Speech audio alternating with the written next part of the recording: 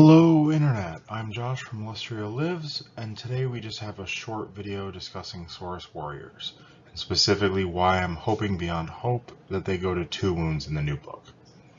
Keep in mind this is just my opinion. Part of the reason I am making this video is due to how many people I have found that disagree with this idea. So if you think that Saurus should stay at 1 wound, let me know why in the comments. Now let's get into the video. Alright, so the main reason that I believe that Saurus are, for lack of a better term, unfixable unless they go to 2 wounds is due to SKINKS existing in the same book. As 2 1-wound battle line infantry models, they kind of have an overlap in rule. However, SKINKS, just due to lore necessary reasons and weapon options and everything, will always be faster and will always have ranged attacks, and at least in the current Battletome have more synergy with the buff characters and other things in the book. So unless Saurus do a lot more damage than the SKINKS in melee, or are much more durable than the SKINKS in melee, SKINKS will always outclass them due to being more mobile and having power projection from range. This is a game where mobility is king, so that alone always will give them an advantage.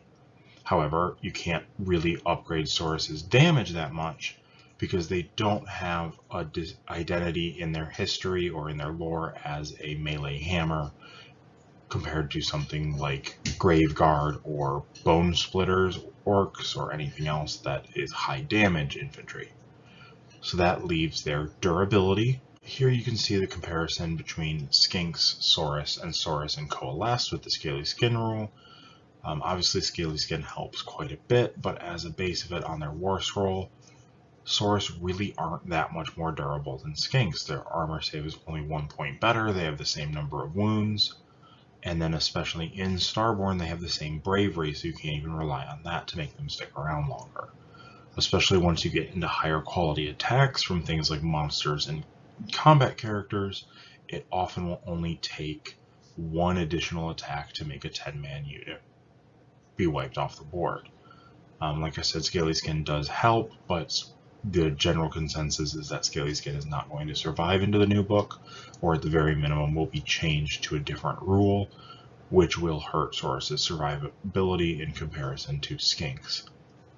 In addition to just the math, Saurus's vibe and lore and history of their rules in the editions of the game have always given this sense of them being these inhuman, greater than mortal, legendary, near magical beings. They teleport down into battles. The regular humans are always shocked to see them.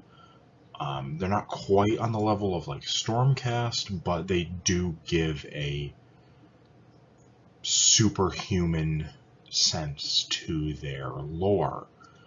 The only way to do that in their current sense would honestly be to increase both their damage and durability. And if you increase their damage without increasing their wounds, they turn into a glass cannon hammer type unit, which doesn't really fit the brawler, scarred, scaly, primal monster vibe that they've always had, especially with the new models that are coming. So while they likely go to 2 attacks base, you also need to increase their durability. There's only 3 ways to do that. Increasing their armor save, and I don't think anyone would be arguing for 3-up armor Saurus since they have a shield and their scales and not any actual armor. Increasing their wounds, which is the premise of this video, or adding rules like a native reducing rend by 1 or -1 to be wounded or something along those lines. However, that last one gets in the way of other more flavorful rules and usually wouldn't be as effective as just making them 2 wounds in the first place, since the rule of reducing damage by 1 only works on multi-damage and would effectively do the same thing as increasing their wounds to 2 against any multi-damage attacks anyway. The other option would be doing something like the new Gore War Scroll in the Beasts of Chaos book, giving them a defensive utility rule like fight last on the charge, something like you can't all out defense against them, or something along those lines. However, that isn't something that I'm willing or able, honestly, to think of all the possibilities of how Games Workshop could try and take that, and I'm honestly hoping they don't do that, since those rules are often so hit or miss. Even within a Battletome, just look at Gore and Bestigore as perfect examples. So 2 wounds would obviously vastly increase their durability over Skinks. It would give them a distinct feel within the book, being 2 wound infantry, being able to be more grindy, survive their way through combats. A unit of 10 being 20 wounds is value in and of itself. And then Skinks are faster, much more fragile, have range. It just makes the distinction between the 2 units much more apparent.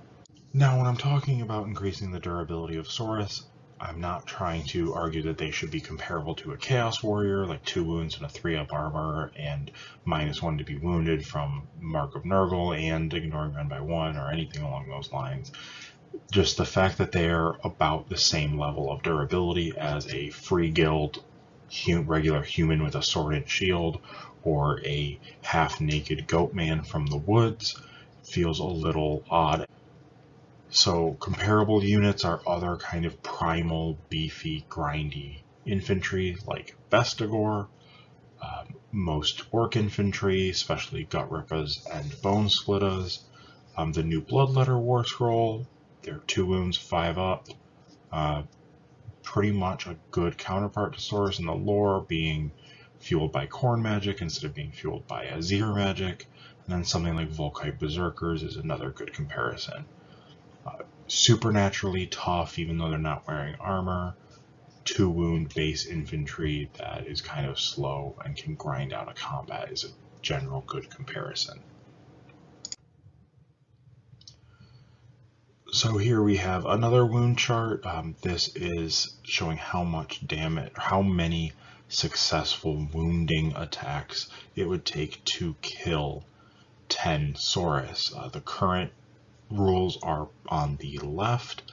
That is 10 Coalesce Saurus, how many successful wounds it would take from each type of attack profile. The middle column is if they just went straight to 2 wounds and lost the -1 damage, and Scaly Skin got replaced with something that doesn't increase their durability or is just removed in general.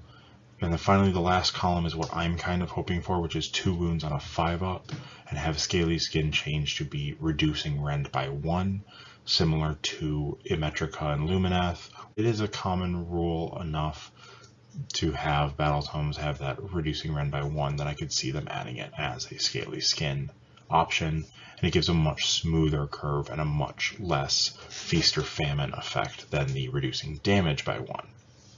Alright, so in conclusion, my general point is that Saurus and Skinks are a challenge to balance with each other if they're both 1 wound without making their points cost very similar, like they are right now, being only 80 versus 100 points for 10, and that feels very strange from a lore perspective. Saurus and lore are superhuman, so them having the same durability as a militia recruit with a shield is again very odd and kind of breaks that immersion a little bit and doesn't feel right on the table. Their models or vibe, especially with the new models coming, feels similar to other low armor brawler units like Bone Splitters or Fire Slayers, and giving them 2 wounds in addition to solving all of these problems above also frees up options for what Scaly Skin can be, since it then is only applied to multi-wound models between Saurus, Kroxigor, and monsters. Since they all would have more than 1 wound, it's a lot easier to balance different effects than it would be having one of the options be 1 wound mass spammed infantry. So yeah, that's it.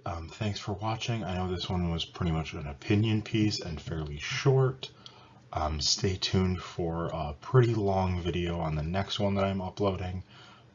If you disagree with anything that I laid out here, I would love to hear your opinions on it, and I'm really curious to see what actually ends up happening when the new Battletome comes out, either probably later this month or next month.